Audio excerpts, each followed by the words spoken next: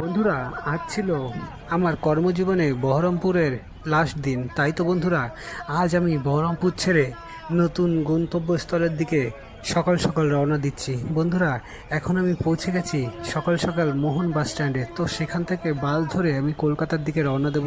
তাই তো বন্ধুরা, সকাল সকাল এসে একটা সিট দখল করে নিলাম এবং ওর সাইকেলটি বাসের উপরে ও আমার যে ট্রাঙ্কটি ছিল, ট্রাঙ্কটি বাসের পেছনের যে স্থান থাকে সেখানে কন্ট্রাক্টর ভরে দিল এবং আমি একটা টিকিট কেটে নিলাম। টিকিট কেটে আমি আমার নতুন গন্তব্যস্থলের দিকে রওনা দিচ্ছি। তাই তো বন্ধুরা, এই যে বহরমপুর শহর ছেড়ে এখন আমার বাস চলেছে কলকাতার দিকে, কলকাতার উদ্দেশ্যে রওনা দিল। এবং আজ এই সম্পূর্ণ ভিডিওটি আমি তোমাদের সাথে শেয়ার করব।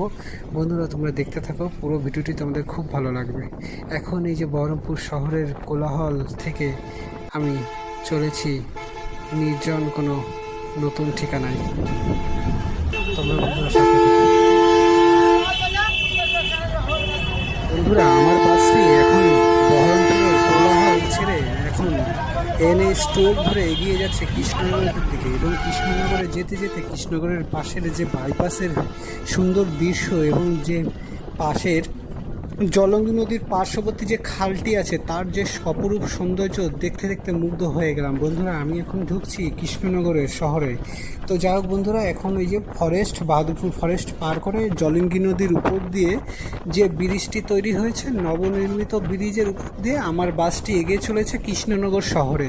যাই হোক বন্ধুরা, এখন আমার বাসটি প্রবেশ করবে কৃষ্ণনগরে। এবং এখানে বহরমপুর থেকে যারা আসে, যারা কলকাতার উদ্দেশ্যে রওনা দেয়, তারা এখানে হচ্ছে দুপুরের খাবারটি এখানেই খেয়ে নেয়। তো বন্ধুরা, এখন এই যে বাসগুলি সরকার লজে এসে দাঁড়িয়েছে এবং বাসটি এখানে খাওয়া দাওয়া করবে। বাসের যত যাত্রী আছে, যাত্রীদের এখানে দুপুরের খাবারটি খেয়ে নিতে বলে, কেন কি বাস এরপরে আর কোথাও দাঁড়াবে না। তো যাই হোক বন্ধুরা, এখানে সবাই বাসের যত যাত্রী ছিল সব যাত্রীরা এখানে নেমে এই যে হোটেলে প্রবেশ করছে। এবং এই হোটেলের ভেতরের যে খাবার আছে সেখানে তারা কেউ চা, বিস্কুট, দই, মিষ্টি থেকে শুরু করে দুপুরের খাবার, ভাত, ডাল, মাছ, শাকসবজি সব কিছু দিয়ে এখানে দুপুরের খাবারটি খেয়ে নেয়। এবং অবশেষে এখান থেকে খাওয়া দাওয়া হয়ে গেলে আধা ঘন্টা পরে বাসটি আবার ঠিক কলকাতার উদ্দেশ্যে রওনা দেবে। তো বন্ধুরা, এখানে সবাই দাঁড়িয়ে আছে এবং এখানে সবাই খাওয়া দাওয়া শেষ করে,